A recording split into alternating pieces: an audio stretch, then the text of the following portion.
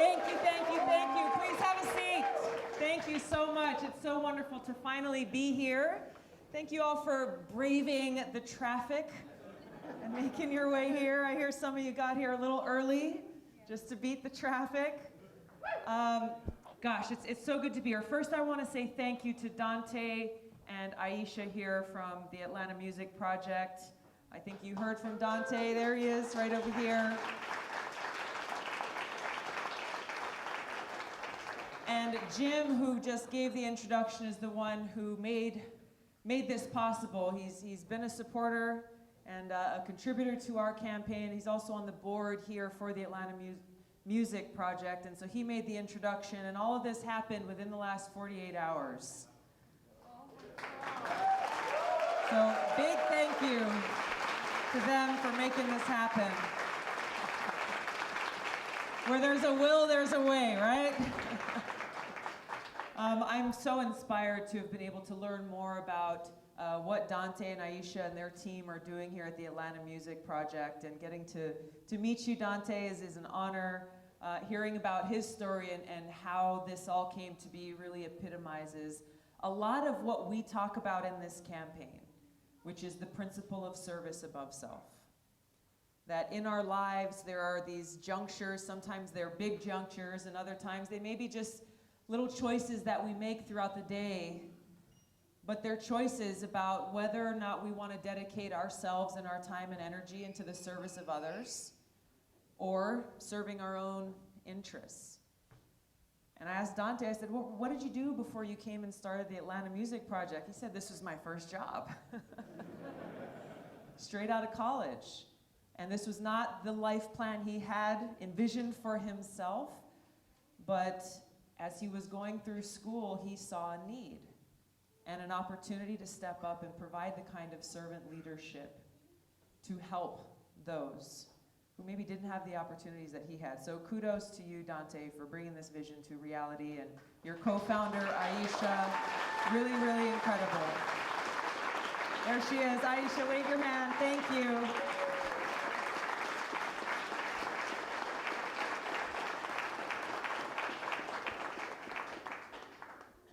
This is one of the things that I appreciate so much about this campaign, is being able to travel to all different parts of the country and to be able to meet people who in their everyday lives are truly being the change. There are so many different challenges that we face. There are many obstacles that we face, and sometimes it can be easy to be disheartened and kind of sit back and wonder, gosh, what's going to happen? How do we get out of this place? And sometimes it's easier to point fingers in both directions, saying, when is someone going to do something about this?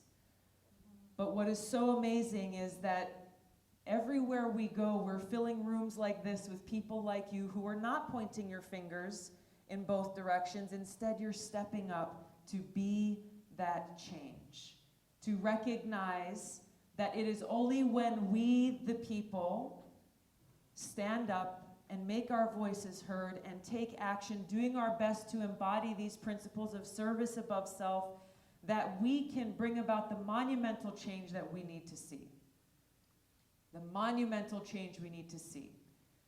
Because I don't know about you, but I get frustrated every time there's a election or presidential election. We hear a lot of the same things coming from politicians, time after time after time.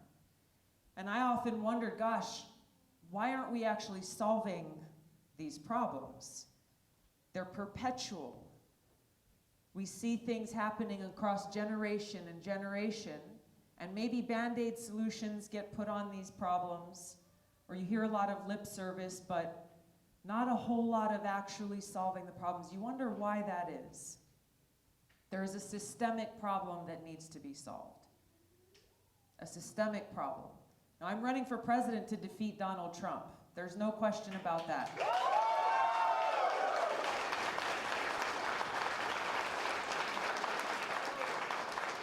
And there's a whole list of reasons of why this is so important, but I think it is also important for us to recognize that people were suffering and struggling in this country long before November of 2016. So we cannot be naive to that fact and think that once we win in November of 2020, that all of these problems are going to go away because Trump is no longer in the White House. That's just not the case. It's important for us to live in the real world, and it's important for us to be able to clearly identify these problems in order to solve them. I was doing my 2 weeks of active army service in Indonesia just the last couple of weeks.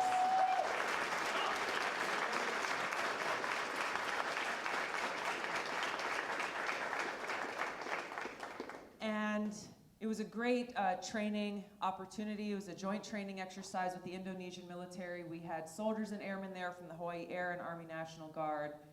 And the focal point, the center of our training exercise was centered around problem solving. The Army has a very Army name for it that won't mean anything to you. It's an operational design planning system. But really what it's centered around, where's my Army officers or veterans in the room? You know what I'm talking about. But really what it's centered around is problem solving and fundamental principles that have been drilled in me ever since I first joined the military, that were reinforced through this training exercise, which really says, hey, as you're planning a military operation, and this is relevant, by the way, for us here, and as we look at our foreign policy and our domestic policy, as you're planning to do something, there's a few critical things you must do in order to be successful. Number one is you've got to understand the current situation. You've got to understand what's going on with clear eyes, not looking through rose-colored glasses, not looking through a partisan lens. You've got to understand what the situation is. Number two, you've got to define the problem. You've got to understand and define the root cause of the problem that you're seeking to solve. If we fail to do this, then we have no chance of actually solving that problem. And the third thing is, we've got to identify our objective, and it must be an achievable objective, an achievable goal. If it's not achievable, then you'll end up with a pie-in-the-sky utopian goal that you'll never be able to accomplish, or you'll end up with no goal at all. So these three steps are critical. And when we look at how important this is, obviously, for a military operation, but we look at how relevant this is across our foreign policy and our domestic policy. As we look at why are these problems never solved, it's because these fundamental problem-solving principles aren't followed.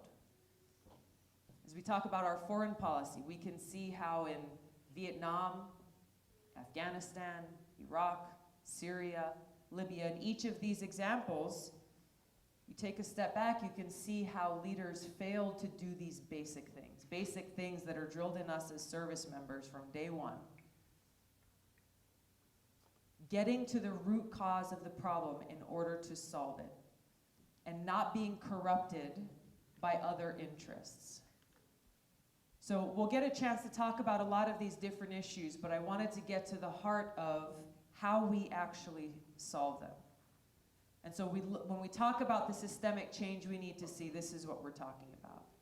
Systemic change that comes from the fact that, I don't know, do you think that our government is a government that is of, by, and for the people? I hear someone laughing. A government of, by, and for the people.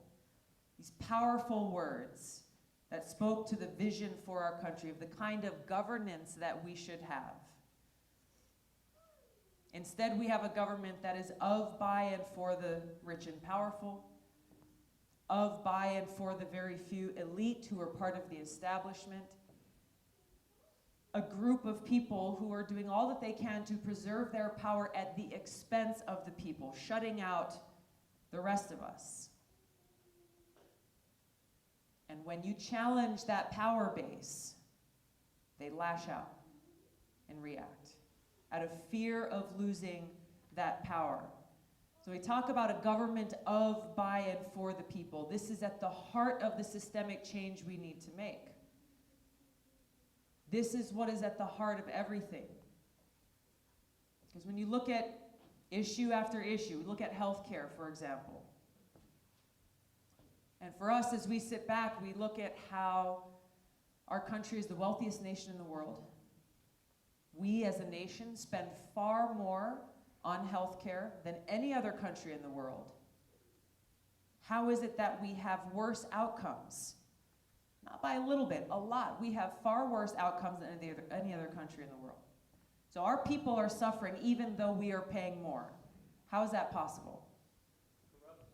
Corruption. Greed. Selfish interests. Big money influencing policymakers.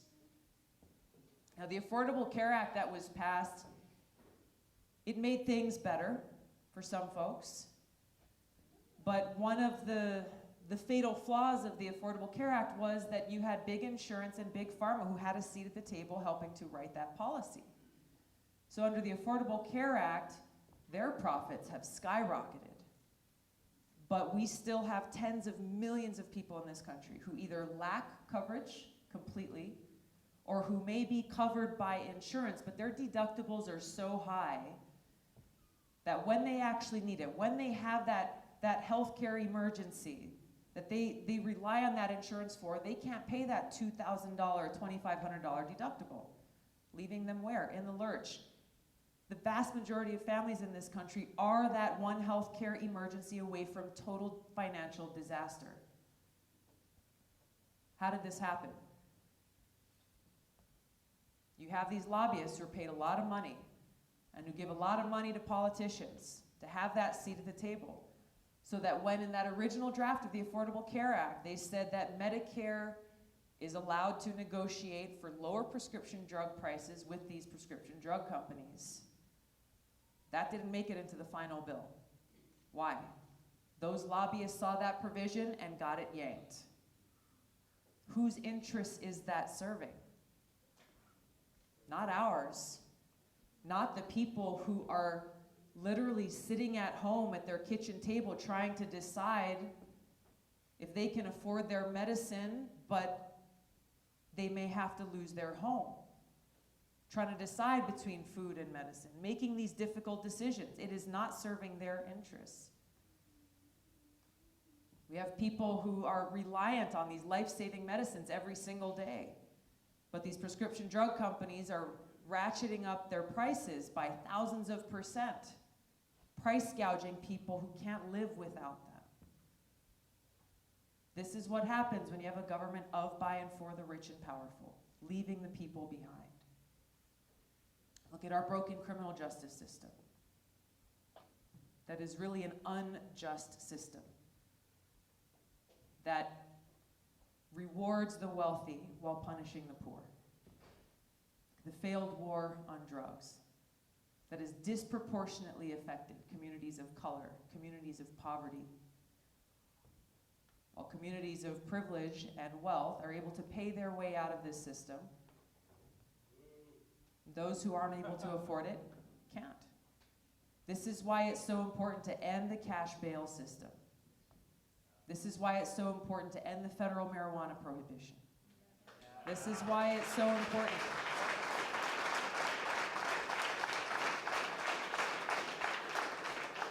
to end the private prison system that literally profits off of keeping people in jail.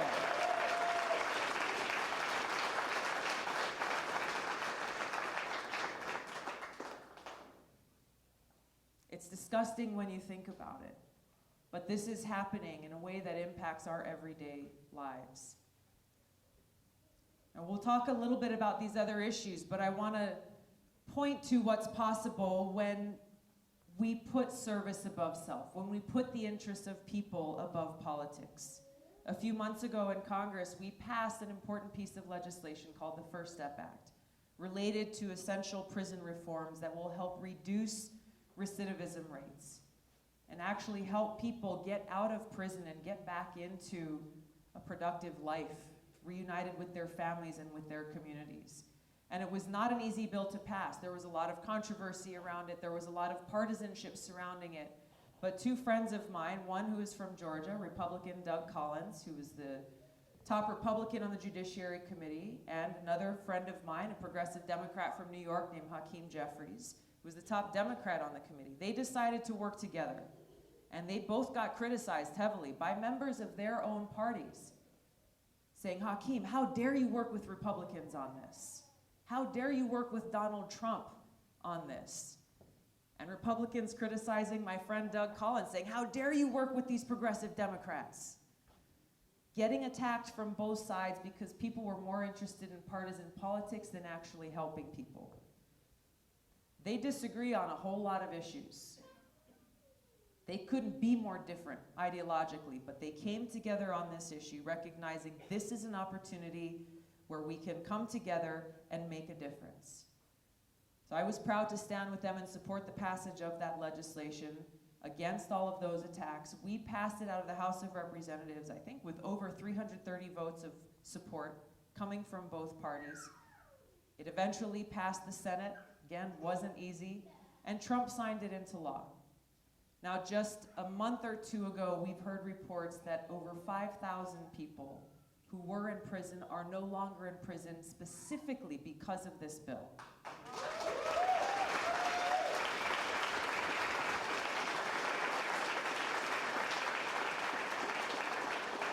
So what we're talking about is real. We're talking about real people's lives. And this is what too often gets lost in the conversation, in the political debate, and the partisanship, where both parties are more interested in defeating the other than actually delivering for the people. Delivering for the people, putting service above self, putting people ahead of politics. But it's important for us to recognize these examples of success, of what that looks like, when we have leaders who are more interested in serving the people than anything else.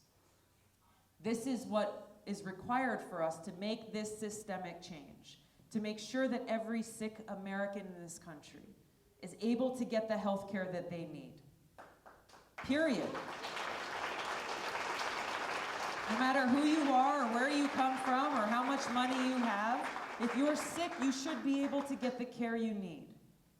No mother should have to lay awake at night sick, wondering if their child will be able to get the care because she doesn't make enough money.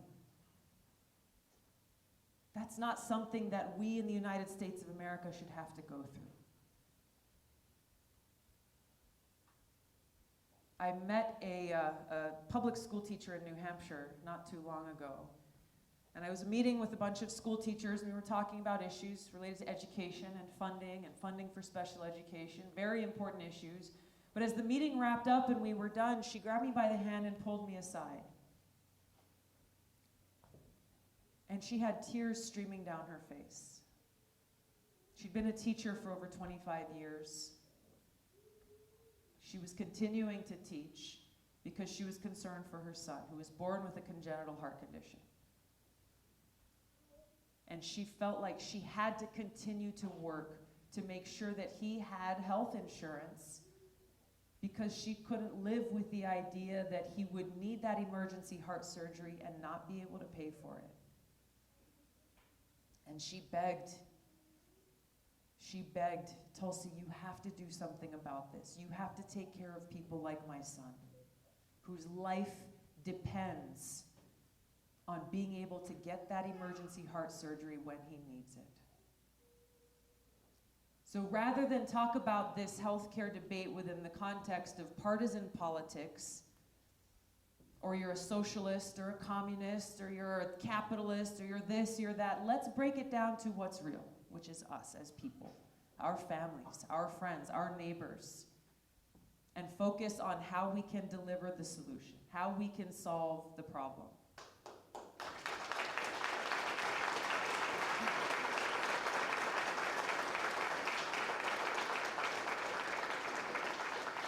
This challenge of criminal justice reform is another one. We have groups like the ACLU and the Koch brothers, could not be more divergent, who are coming together saying this is a challenge that we as a country have to solve. We have to reform our criminal justice system. And while we passed this bill that was good for prison reform, we have a lot more we need to do with sentencing reform. We have a lot more that we need to do to make sure that this criminal justice system is actually working for our people. As we look at our environment, climate change, this is an issue that's top of mind for a lot of people. We've got a hurricane that's headed towards Florida as we speak, with folks getting ready and trying to get prepared the best they can for that. Another issue that has become so partisan. You mention climate change in one crowd and you might get a lot of people excited. You mention climate change in another crowd and you get a lot of people booing. Why is that? Because there's been so much, there's been a lot of attacks, and one side ostracizing the other, saying you're either a climate believer or you're a climate denier, and both sides are passing judgment on the other. But you know what's happening in the meantime? People are suffering because their homes are being threatened, because they don't have clean water to drink. Here in the United States of America, we have many communities. Flint, Michigan, still, families and children are being poisoned by the water coming out of their faucet. It's happening in more communities than hits the headlines. We have air that's making people sick. So rather than make this a political debate, let's break it down to what's real. What's real for us as people. None of us can live without water. Water is life. We can't live without clean air. Every single one of us in this room wants to make sure that our loved ones, our kids and their kids and their kids and their kids will have clean air to breathe, clean water to drink, a safe place to live. That we preserve these beautiful places that we're so grateful to call home. This is something that was real to me as a kid growing up in Hawaii. Very fortunate to grow up around the ocean and beautiful mountains. And so I didn't get taught or told, hey, Tulsi, you've got to protect the environment. No. As a kid, this was something that was real for us. I really cared about it. This is why I got involved with politics in the first place, even as a teenager, because I wanted to make sure I could protect what I really cared about, our home.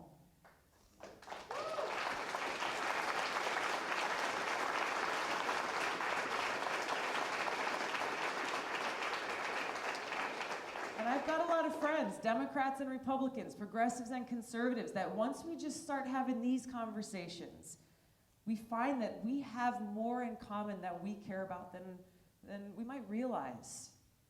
And that when we can share this conversation in a way that we can find those bridges of understanding, then we can begin to make progress towards a solution.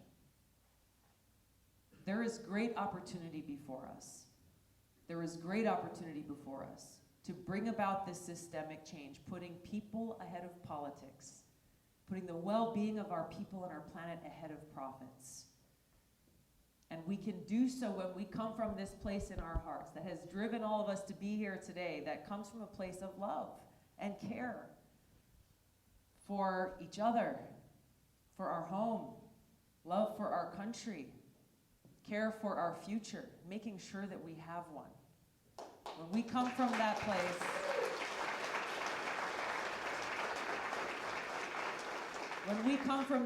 and we are inspired by that love, there is no challenge we cannot overcome.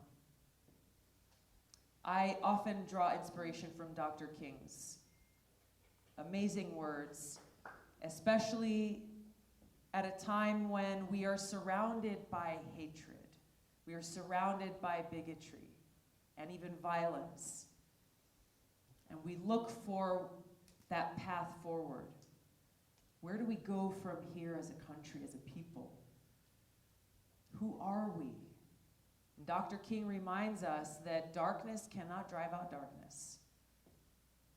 Only light can do that.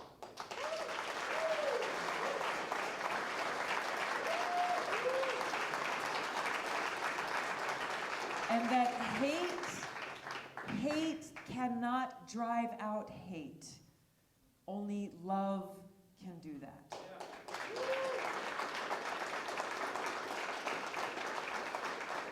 So we should never mistake love for weakness. And we look to the example of great heroes like Dr. King, who showed us what that love in action looks like. Dante, who's showing us what love in action looks like.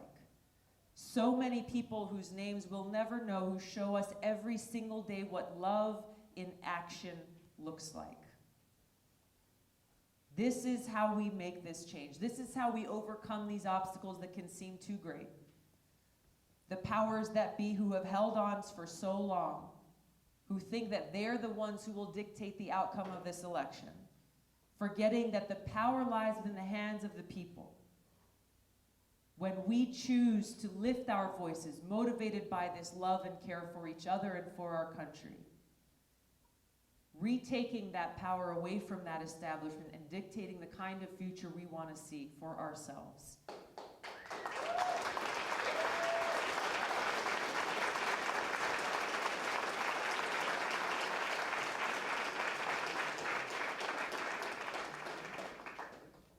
Now, there's one thing that I focus on because it's an issue that's central to our ability to serve the great needs of our communities and our people. And that issue is the cost of war.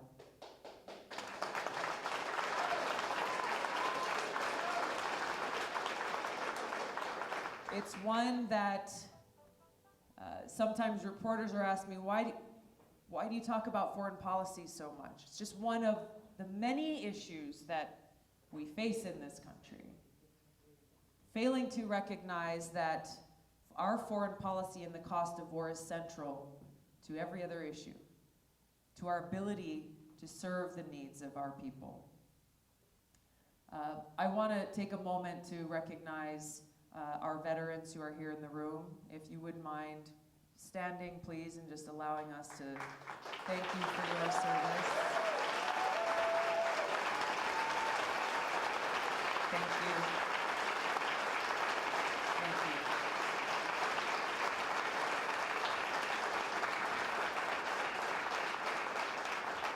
I want to give a special shout out. My uncle is here today. He served an entire career in the United States Army. It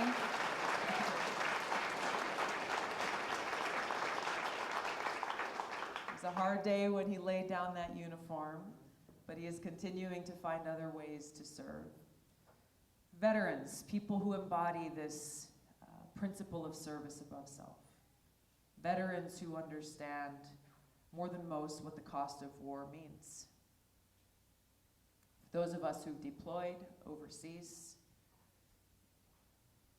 who've lost loved ones, who've lost friends of ours. The cost of war is real. It's personal. It's more than a name that you'll see on the headlines in the evening news. These are people who we laughed with over lunch in the chow hall one day and who were gone the next. People whose parents and loved ones never got to welcome them home. The cost of war is real.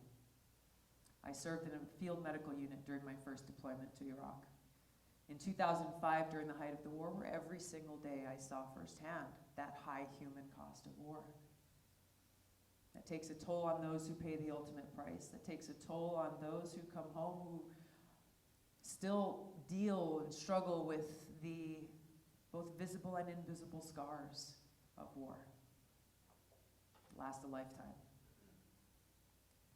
The cost of war demands a burden that is carried by every single one of you here, whether you realize it or not. Every single American. Every time that you were told, you know what? There's no money to fund programs like the Atlanta Music Project.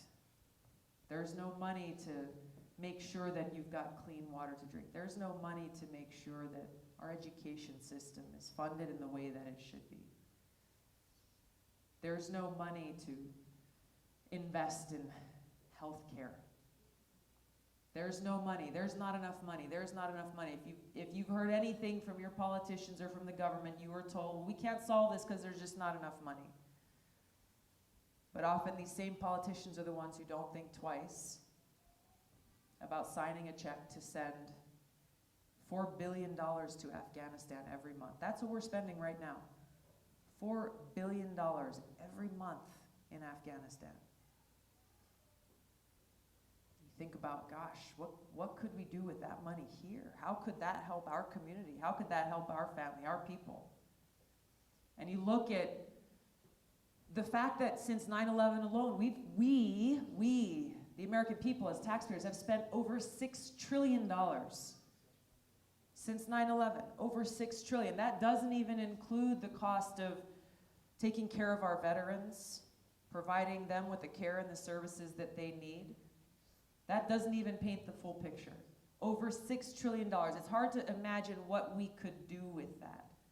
But I can tell you we'd be able to solve a lot of the problems that we're talking about.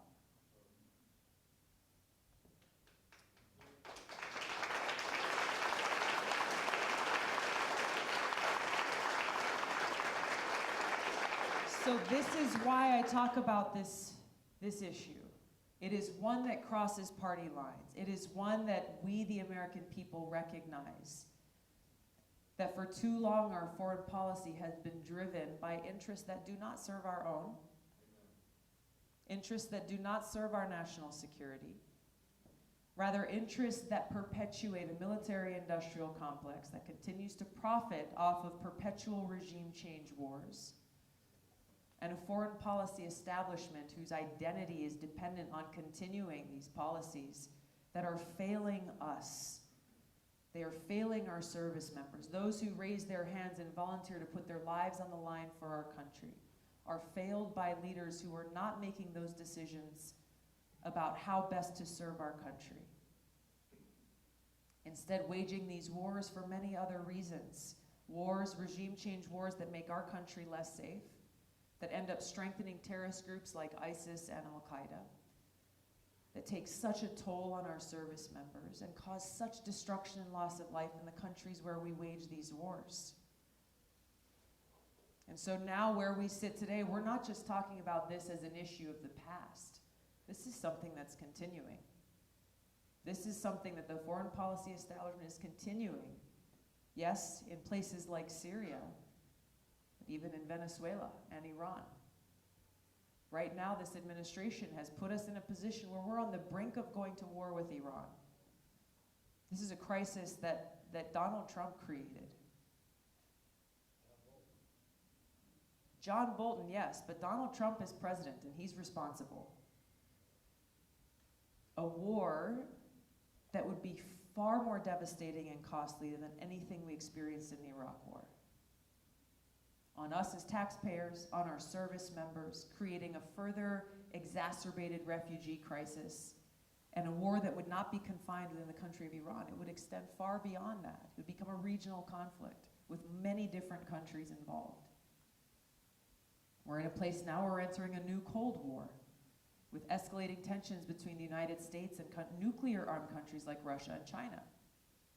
President Trump tearing up treaties negotiated by Reagan and Gorbachev 30 years ago that drastically reduced the numbers of nuclear missiles in the world, that drastically made a difference in the world to make our country and the world more safe.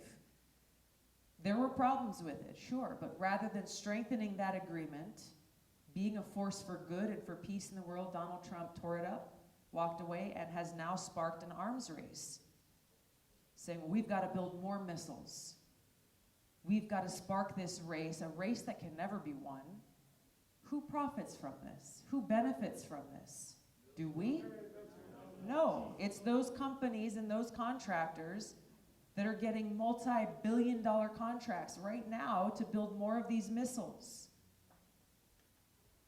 This is the state that we are in, that's pushed us to a point where we are at a greater risk of nuclear catastrophe than ever before in history. Than ever before. I'm running for president because the most important responsibility that the president has is to serve as commander-in-chief. I'm prepared to do that job on day one.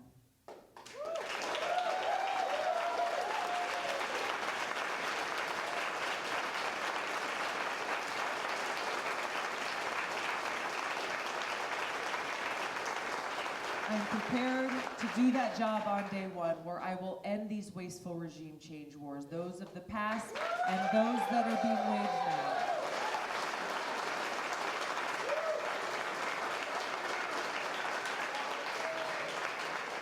I will work to end this new Cold War, de-escalate these tensions, work to end this arms race, and lead with a foreign policy.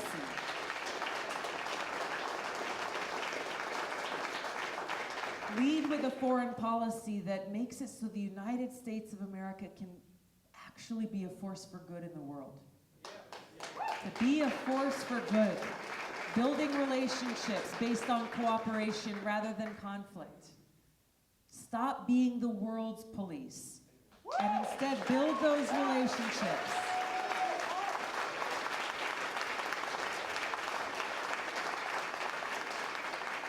Build those relationships that allow us to resolve our differences through the use of diplomacy, through peaceful means, while also creating that space for us to work with other countries to solve the global challenges that we face. We can talk about all that we must do here in the United States to address climate change. We can take action and do everything we must, but the reality is, it doesn't even come close to what will be necessary to resolve this global problem. That requires working with other countries like China, like India, many other countries who are just as concerned about this problem as we are. Leading with the foreign policy based on cooperation rather than conflict. Not being an isolationist, not turning our back on the world, but instead being that leader that we can and that we should be.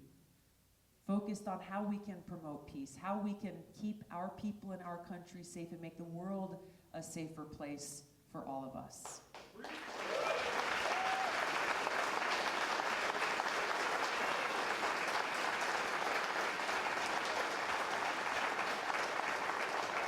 And by doing this, we stop draining and wasting our taxpayer dollars on these wasteful, counterproductive wars and bring those precious resources back here and to invest in serving the needs of our people, in making sure we've got health care for all, in investing in a new green economy with good paying jobs, in addressing the affordable housing crisis that we are facing, investing in education, investing in infrastructure, investing in serving the needs of our people, putting people ahead of profits, putting people ahead of politics.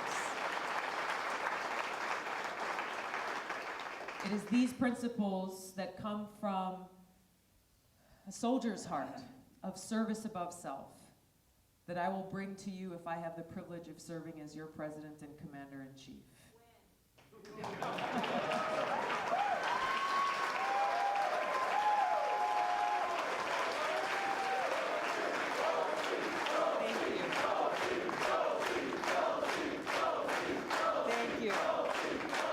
Thank you.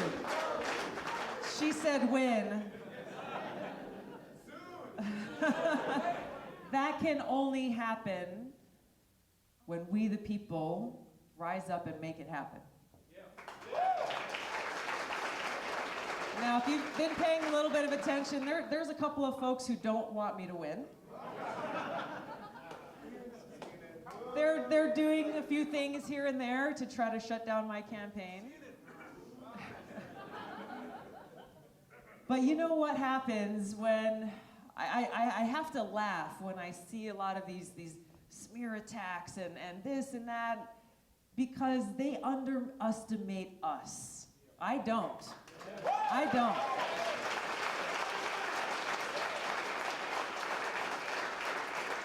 They live in this little bubble in Washington that is so disconnected from the reality of our lives all across this country. And they underestimate the power of the people, which is just fine.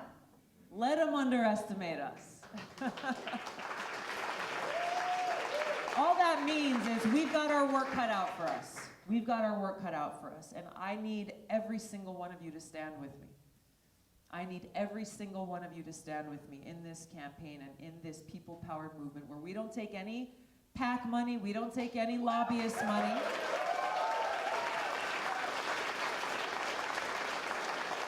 Because we are a campaign of, by, and for the people. And we speak for the people. We stand with the people. And we put the well-being of our people at the forefront of everything that we do. So So we're not in the third debate. That's coming up here in a couple of weeks. Let's harness all of the energy and emotion that we feel because of that and channel it in the most constructive direction possible by building and growing our campaign and getting our message out to voters directly everywhere.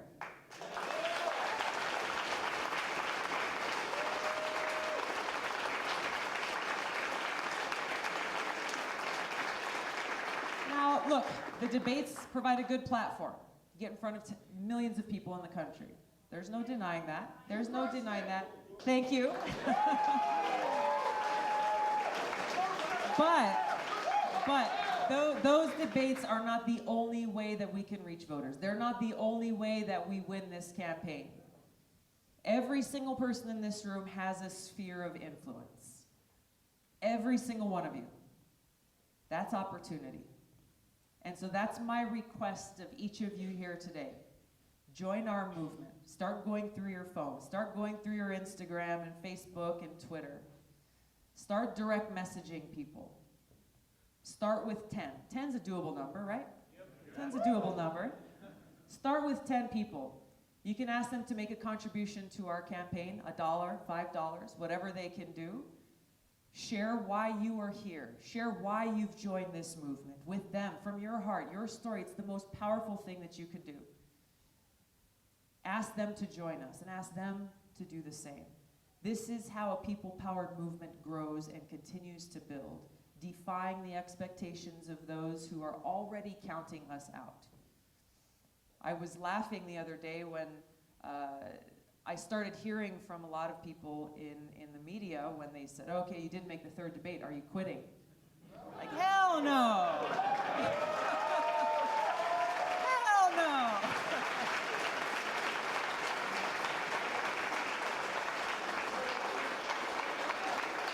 And if any of them had been listening to what I've been saying about what this movement is about and why I'm running for president and what is at stake, they would understand why we are here and why we will never quit. Because this is bigger than any one of us. This is bigger than any one of us. And it will take every one of us to bring about this change. Bring about real change. Necessary to win the election, where after the election, the real work begins. I want to say thank you to all of you from the bottom of my heart for being here, for standing with me, for joining this movement. It is only because of you that I was on that debate stage for the first and second debate. And it's only because of you and this growing movement that we will continue to make sure that our voices are heard. Thank you so much. Thank you.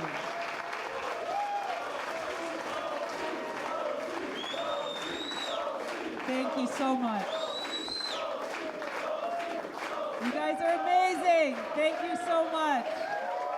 Thank you. Have a seat. I think we've got some time for a couple of questions or comments, concerns.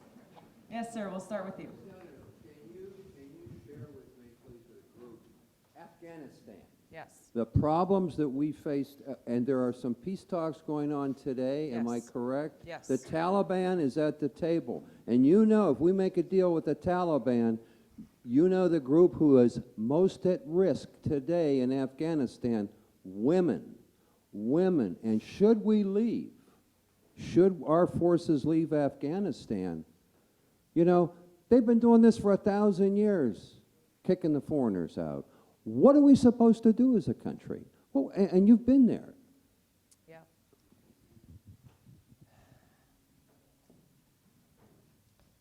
The country of Afghanistan and the challenges that, as you're alluding to, over different generations with other countries coming in and trying to intervene or take over Afghanistan and failed every time, comes down to, I think, a central thing, which is only the Afghan people can be the change they need to see in their country. It's a harsh reality. And as much as we would like to be able to come in there and do it for them, it never works. It never works. We've been in Afghanistan for almost 20 years. My Uncle Bill's son is in Afghanistan now as we speak. He's an infantry officer, he's a company commander, am I right? There have been some close calls. We continue to lose more of our nation's sons and daughters who are continuing to deploy to Afghanistan. We've lost 18 this year. And you know what the media calls that? An insurance policy. Those are the words that are used right now. You know it. This is what we're up against who want to bring the troops home. They fight it every step of the way and have to. And they'll do it for another 20 years. I've been very public in calling out and stating that as president, our troops will come home from Afghanistan within the first year.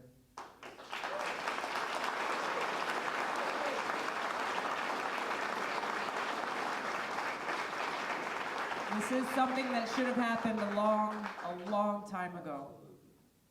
We have to see the world as it exists, not the world that we wish existed.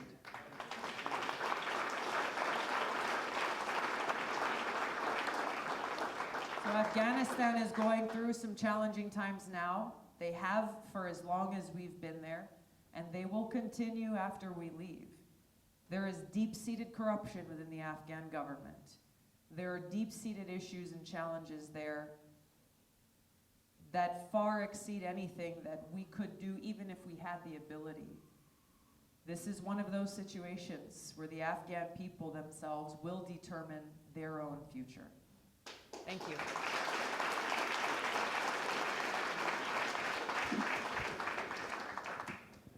As many of you are, I guess everyone that's in this room is concerned about it.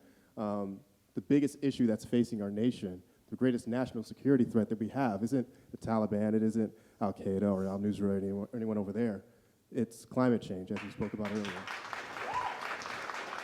The mainstream media, when we have these debates, these little shows that we've been having, they spend about 2 minutes talking about climate change, even though the projections keep on lowering every month or so, that it's going to be in 2050 when we're going to see catastrophic events, where it's going to be in 2030, it's going to be next year is the most recent one.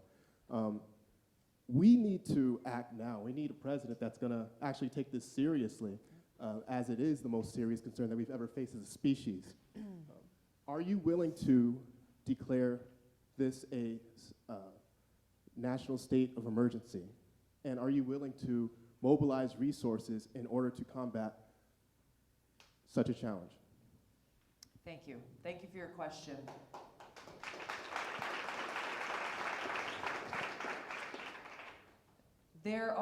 There's a few things that I want to say about this. This is an issue that is of deep concern to me, as it is you and so many others. I introduced in the United States Congress the Off Fossil Fuels Act, which is the most aggressive piece of legislation to address climate change that's ever been introduced, that provides an actionable plan for our country to make that transition off of fossil fuels and actually make the kinds of investments that we need in a green renewable energy economy, in making that just transition, workforce training, providing that support to those communities that have been disproportionately negatively impacted by the fossil fuel industry for so long, making those investments where we need to. That's not anywhere, that's not enough. That's one component, that's one part of this problem. One that's not often talked about is the agriculture industry, right? It's the agriculture industry, it's the farm bill that's passed every 5 years that takes more of our taxpayer dollars and gives subsidies to farming practices and multinational corporations who are contributing more carbon to the environment than anything else, period. We look at what's happening in the Amazon right now. This wildfires that are continuing. And from all the reports that I've seen, this is coming from cattle industry, their beef industry, and growing livestock feed to feed that beef industry. So that's because it's filling a demand, right? So when we talk about all of these different things that are contributing to climate change and the problems that we're facing, it's impacting every part of our lives. So yes, as president, this will be a major priority for me, and I will dedicate those resources to addressing climate change. Will you use the National Guard? I'm sorry? The National Guard. Look, I'm not going to make an arbitrary statement of, well, I will do this or I will do that, because it's more important to actually come up with a plan. So I would say, if I'm going to use the National Guard, what am I going to use them for? To accomplish what? What function will they serve in order to address the problem that we are seeking to solve? It's essential for us to come at this together as a country. That's why when I was talking about this earlier, it's not something that, you know, I come in as president and I serve 4 years or 8 years, and then let's say the power changes hands and a Republican governor or a Republican president comes into power and says, you know, I'm going to undo everything that Democrat president has done. We've seen the problems that that's created when we take things from a partisan approach. This is a challenge that's too great to allow it to be sucked into the partisan battles. So as we go forward with this, we have to come together as a country to tackle this problem, if we're serious about it, because it can't be left up to the political winds as they blow left or right. So we'll use the resources we need to bring people together to tackle this problem and understand that the government has a role to play, but there's a role that every one of us as individuals need to play if we care. Thank you. Take somebody. Yes, ma'am.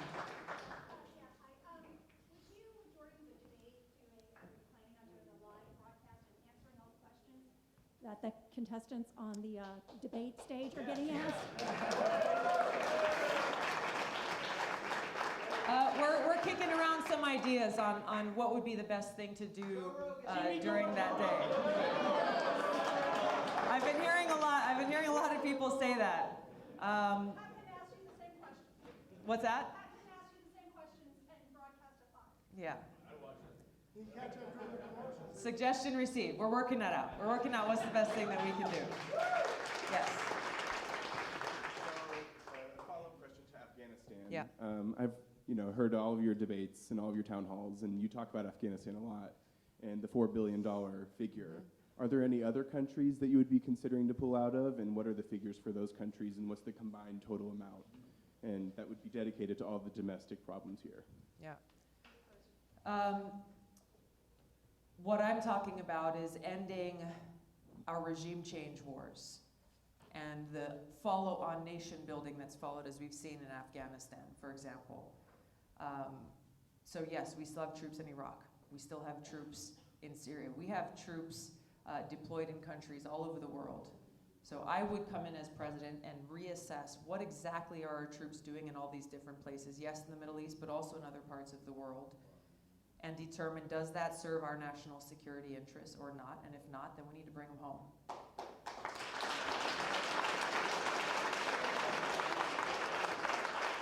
So the dollar amount, it will shift depending on what that assessment is. I use the example of Afghanistan because it's the country where we've been the longest. And that $4 billion every month is a dollar amount that many of us can kind of wrap our heads around. If we look at the over $6 trillion that's spent since 9/11, that's a big number, and it's tough to grasp sometimes what that actually means and where we could have spent that money here at home. But across the board, I think we can understand and agree that we are spending far too much, not only in the defense budget, but there's a lot that's in the gray area that's spent that is not accounted for within the defense budget alone. That we can bring that number down while maintaining a trained and ready military, while keeping our country safe and have the resources we need to invest in our people. Yes. Hey, Tulsi, welcome to Atlanta. Thank you. One of the few natives. One of the root causes of so many of the maladies that we have is there's been tons of industry consolidation in my lifetime, just the last several decades. And the federal government, they allow all these mergers and buyouts and everything. And so it ends up crushing small business, and small business is the basis for the middle class, and the basis of a stable economy is the middle class. Yeah. And so I wonder if maybe we ought to push a little bit of trust busting and start denying some of these mergers and buyouts and so forth, the consolidation. If you look at like the Telecommunications Act of 1996, ended up allowing a consolidation of media companies, which causes all these, 6 different entities that own most of the media in the U.S. to basically collude against you and conspire against you, like basically. But that's just one example. Yeah. Then you got the military-industrial complex.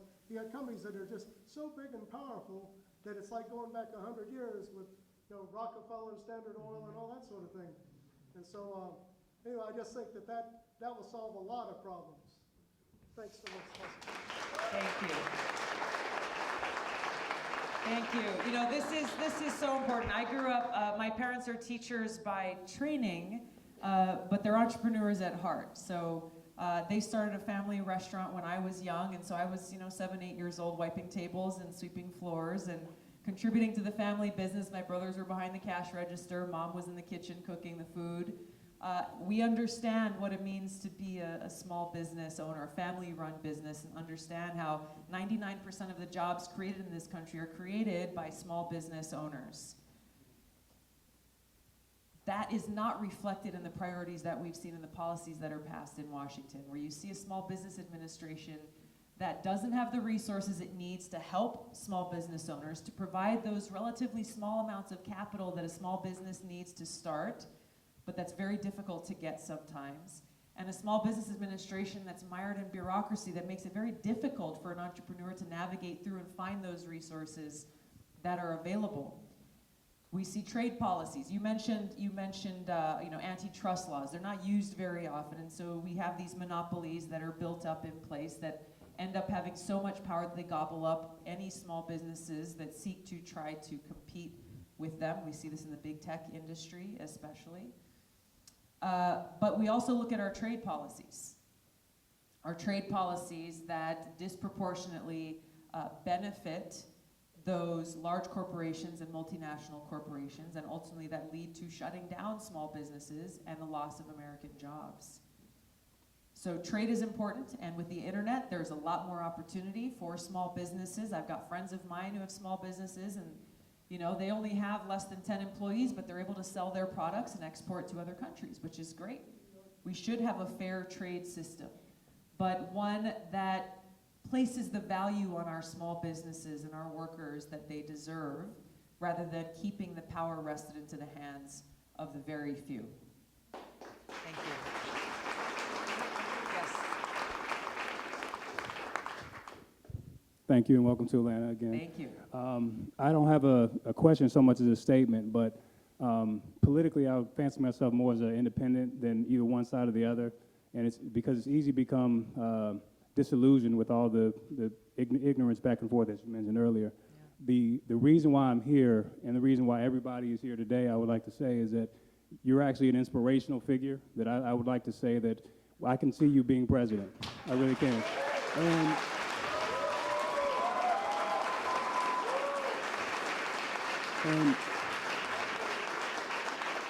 I don't say that as a suck-up statement, but I say that to kind of implore everybody in here that I'm sure everybody's on social media and it can become a cesspool a lot of times, but I would truly say that it's easy to get into the anti-Trump routine, but I would truly say that table that, because if a cat has 9 lives, I swear that guy's got 100, because he said and done stuff that would eliminate anybody else, but for some reason his people still support him somehow. I don't get it. But anyway, the moral of the story is everybody that's here tonight knows that Tulsi has positive attributes, and the focus should be on a positive tip on what Tulsi can do rather than saying all the negative things about Trump. So I would like to kind of just pour that to everybody. So.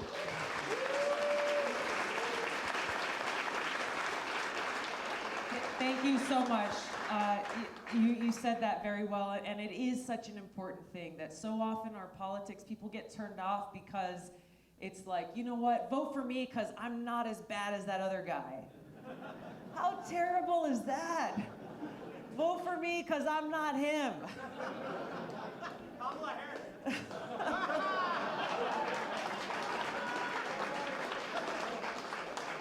Rather than running on the strength of our ideas and what we come together, how we can bring about that change, how we can come together. I don't claim to have all the answers, trust me. But I know that when we bring people together of good heart, bringing together that creativity, that comes from Democrats, independents, and Republicans, not separating people because of these partisan labels, but seeing that our strength comes from this diversity. And being open to saying, hey, let's come together and join hands and solve these problems. And being for, not just against, but being for the people and for our future. Thank you very much. Well said.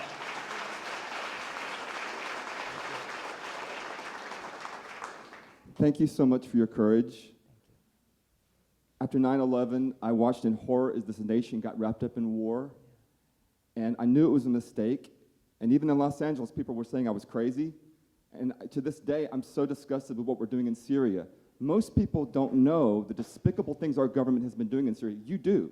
You had the courage to try to pass the Stop Terrorism Act, where we were actually funding Al-Qaeda. Please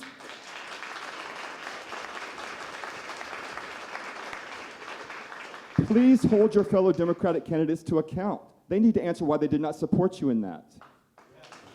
Thank you. Thank you.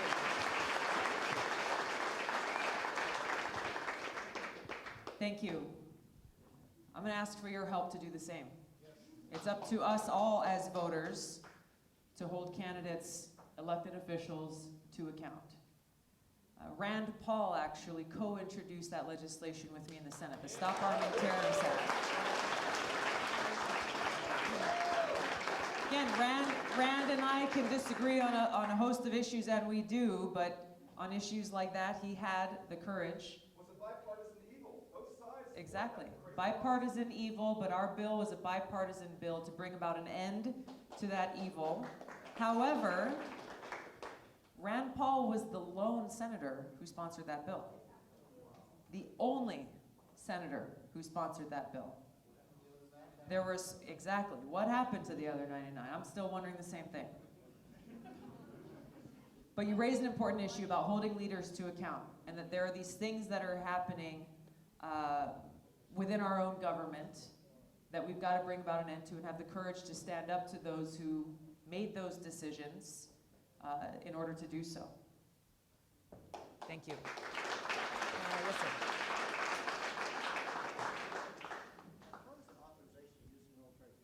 I think that's still around since 2001. right.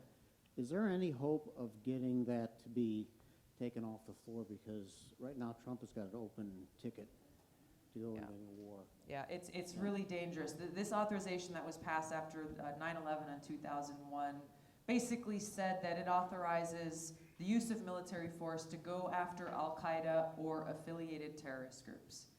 The problem with this is that it has been vastly misused and abused to wage regime change wars that have nothing to do with Al-Qaeda.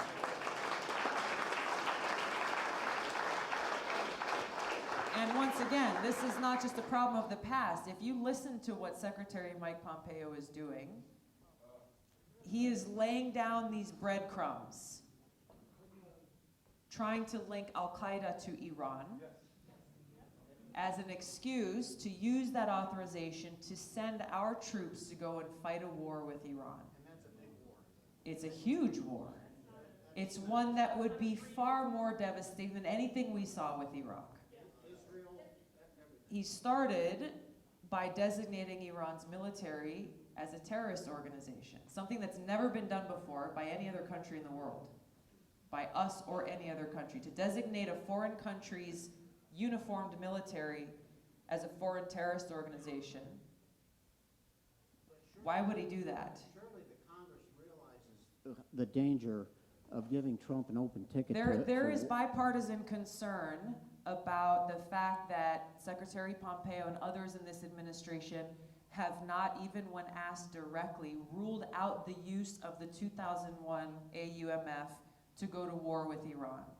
So we've introduced legislation in Congress to say, under no circumstance will this administration use that authorization to go to war with Iran. That legislation hasn't been brought to a vote on the floor yet, but this is something that we're continuing to push for and making sure that this remains in the debate and the public conversation.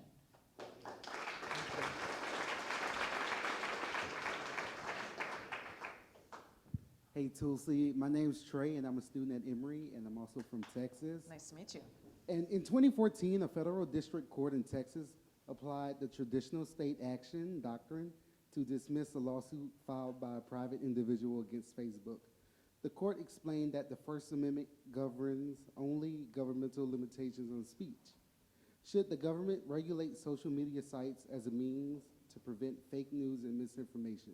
If so, how without infringing on the constitutional rights of private corporations? That's a good question. I'm not familiar with that specific lawsuit, but I am concerned about whether it's big tech doing this or the government doing this, infringing on people's free speech. This is, and this is something that we're already seeing. You know, you've got alternative media sources or new media sources who are putting out information that Twitter is saying, well, you know what, that's fake news and we're going to shut down your account. Seems very subjective to me. So now you have a staffer at Twitter deciding what is real news versus what is fake news. Deciding what is speech that is allowed versus speech that is not allowed. Jim, what were you telling me? Somebody got banned for life from Twitter.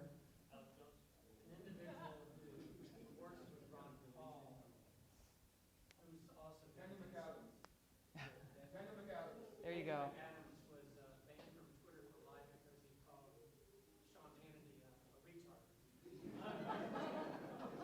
So it's you know, it's not a word that we should use or take lightly. But should he have been banned for life by Twitter for that? I mean, you raise a really important question here because our First Amendment rights are central to what the freedoms that we cherish in this country, the freedom of speech. It's what allows us to gather here today, what allows us to strengthen our democracy by exercising our free speech, exercising our right to protest, our right to gather. And the big tech monopolies that exist now, specifically by Google and Facebook, threaten those First Amendment rights. Overreach by big intelligence agencies threaten those First Amendment rights. So there are already limitations on our First Amendment rights that speak to limiting speech that will put others in danger. That's where that line should be drawn.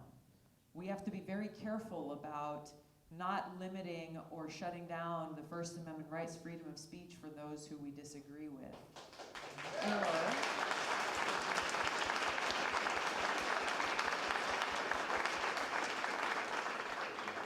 Or allowing these big tech monopolies to have so much power that they can arbitrarily decide whose voices are heard or not. This is something that we've seen in Facebook with, you know, whose accounts are popping up in your feed. They can decide whose are pushed higher or whose are pushed lower. Google, the same thing with their search engine, right? They've got these algorithms, Twitter, the same thing. They've got these algorithms that basically determine what pops up when we put something into that search engine. Now, some of you may know that my campaign is suing Google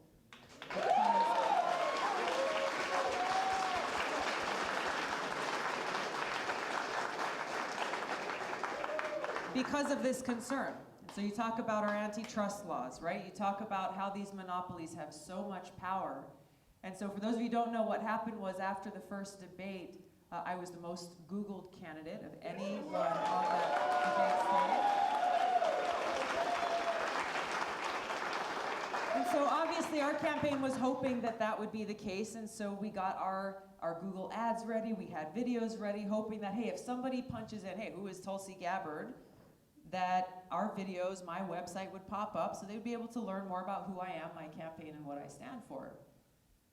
all of a sudden, our Google ad account was shut down completely at that moment when the most people in the country were searching for my name, not anybody else's.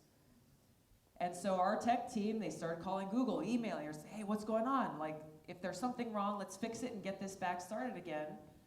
Didn't get any answers for a long time. Finally, we got a response. It didn't make any sense. Got a different response from someone else that didn't make much sense. Didn't tell us anything about what we did wrong so that we could fix it. And this went on for hours and hours and hours until magically our account was reinstated without saying anything, really. This lawsuit is not about what happened at that first debate. It speaks to the bigger issue here that this big tech corporation has that much power and influence over our public discourse and really over fair elections. Because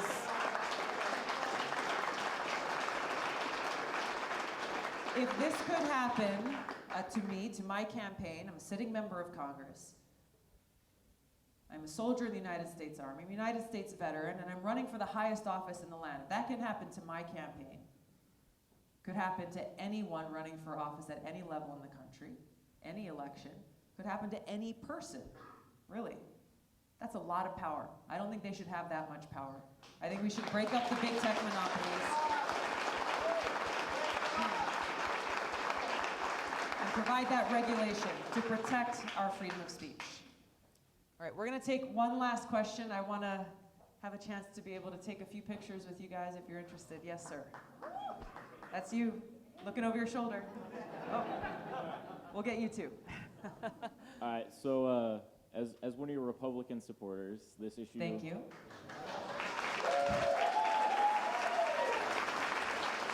Yeah, I voted for Trump in 2016. Oof. But you're here now, buddy. Yeah, I'm fixing it. So this issue is really important to me. So obviously the gun control debate has gotten really heavy, and as a Republican, I like my guns. So how would you enforce, a lot of people have been talking about red flag laws. How would you enforce those without infringing on people's constitutional right to due process, but while still getting people who might have mental illness the help they need without the risk of them hurting themselves or others? Yeah, that's a good question. It's a good question. The due process part of that is really the key word there, because I think there's two things here. One is about mental health and mental illness, but the other is about domestic violence and abuse, or abuse coming from those who may be close to you. And making sure that there's due process is really the key there. I think those red flag laws are in place to try to make sure that those who have a history of doing physical harm to others are not able to continue that harm with the use of a gun, but also make sure that you're providing that due process through the court system. I think that's really important. The same thing goes for those who are dealing with different mental health challenges. And the same goes for veterans, frankly. There have been some pieces of legislation that have gone through trying to take away the Second Amendment rights for veterans who, through the VA, are going through treatment for post-traumatic stress. And there was an effort in place to say, well, hey, if you have post-traumatic stress, then you shouldn't be allowed to have a gun. I thought that was something that took away the due process for veterans, because that was a decision made by an administrator, not even a mental health professional, an administrator in the VA. Taking away someone's rights is a really big deal. And we've got to respect that and make sure that we have due process to make sure that those who would seek to do harm to others are not able to have a gun, but you're not infringing on the rights of others.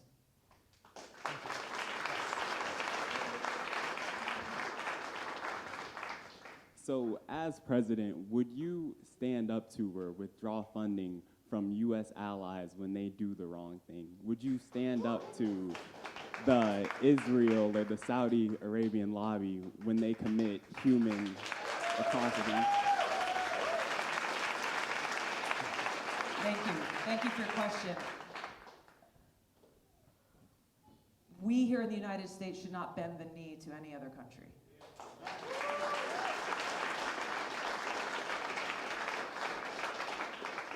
When you're saying doing the wrong thing, I think there's a lot of different ways that can be perceived and defined. foreign policy is not always so easily black and white. But I will give the example of Saudi Arabia since you mentioned it. Saudi Arabia is a country that Washington has long called a great ally of the United States. It's a country that is still being called one of our country's greatest allies in countering terrorism in the Middle East, which is a joke. It's a joke.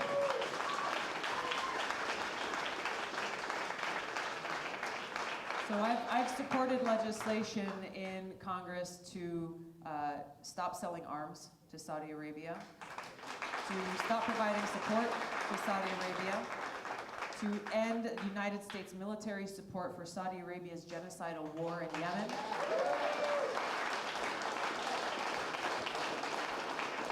And to call them out as being the biggest funder to propagate the radical extreme Wahhabi Salafist ideology that's fueling terrorist groups like ISIS and Al-Qaeda around the world. That's a lie. That they're doing this? That they're doing this? We are doing this. We are most funded, but we are. But this is the thing that tells me about what you keep saying. I'm a Muslim. My name is Seth. And I've been called a Wahhabi Salafist for the longest. And this is just a sectarian slur amongst sectarian extremists from Shiite Muslims, Sunni, Sufis, and all. So, Tulsi, if you please cut out these sectarian slurs, that would be. Okay, all right, let's bring it down. Let's bring it down. Let's bring it down. Let's bring it down. Hey, excuse me. She's running for president and she can handle herself. Let's just stop here. Let's show some aloha. Thank you. Thank you. Okay, this is what I'm trying to explain, Tulsi. We as Muslims, the most people that benefit in general, like because we have a connection to the old lands from pulling out of war, is your campaign. But we are seeing things happening in your campaign that's excluding us because we are the ones who really should be behind you 100%. But when we talk about pulling out troops from killing Muslims in Muslim countries. How much you know out there? Okay, I think she's a grown woman, she can handle stuff. She's a congresswoman running to be president of the United States. So she can Okay, handle sorry. herself. I'm gonna ask. I'm right here. Okay, thank you. So, the point is,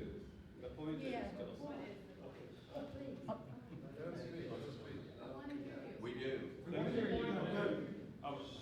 So the point is, Tulsi, these slurs, I have tried to reach your campaign many ways, and I hope that they have reached you, that these things are just sectarian.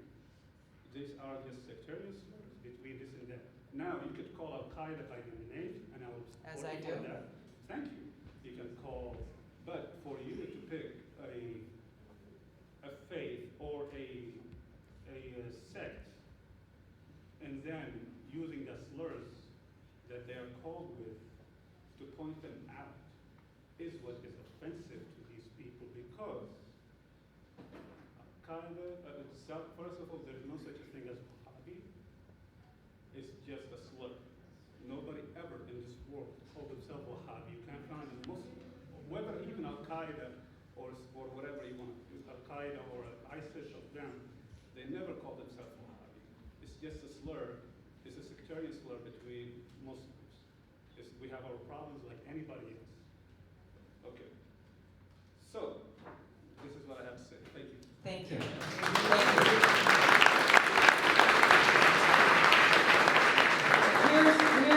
Here's why I am very specific when I talk about this and what Saudi Arabia is doing in funding the spread of this radical ideology that is fueling and providing fertile recruiting grounds for terrorist groups like Al-Qaeda and ISIS. And the reason why I'm very specific in this is because for too long we've seen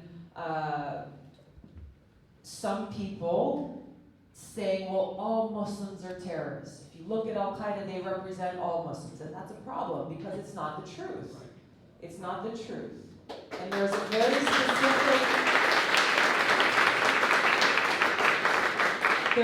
specific ideology that you find that is common across these terrorist groups, like Al-Qaeda, like ISIS, like Al-Shabaab, and others in other parts of the world. They adhere to this very, very extreme radical. I'm going to talk now. Thanks. We can circle back after this if you want. I just want to say one thing. Whatever connects them is extremism. And this extremism That's my point. It is the extreme ideology. It is the extreme ideology that drives them to do what they do. This is what connects all of these different groups. And so for us who are seeking to defeat these terrorist groups like Al-Qaeda and ISIS, it cannot be done through military action alone. This extreme ideology has to be understood and identified and defeated with a superior, inclusive ideology. That's my point. That's my point. We could go all night here. We could go all night here. I'm going to take one last question from you in the front. Okay, thank you. The banks that crashed the economy in 2008 that were too big to fail then are even bigger now. Yes. And I believe that Dodd-Frank was a bullet wound on a Band-Aid on a bullet wound. What will you do to rein in the corruption of these banks? Will you reinstate Glass-Steagall? Will you pursue it further? Yes.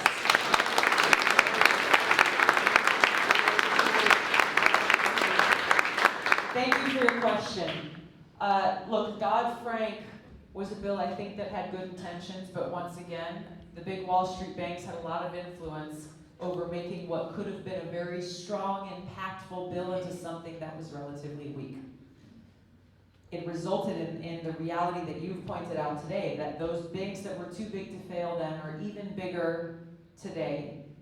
And as we look at the threats to our economy now and people threatening an economic collapse, who suffers as a result? It's not the banks, it's us.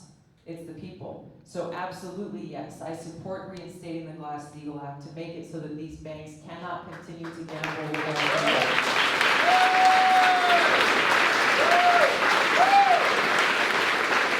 Thank you for continuing to raise this issue because it's one that doesn't get talked about often enough. All right, thank you everybody. We're going to wrap up here. I want to get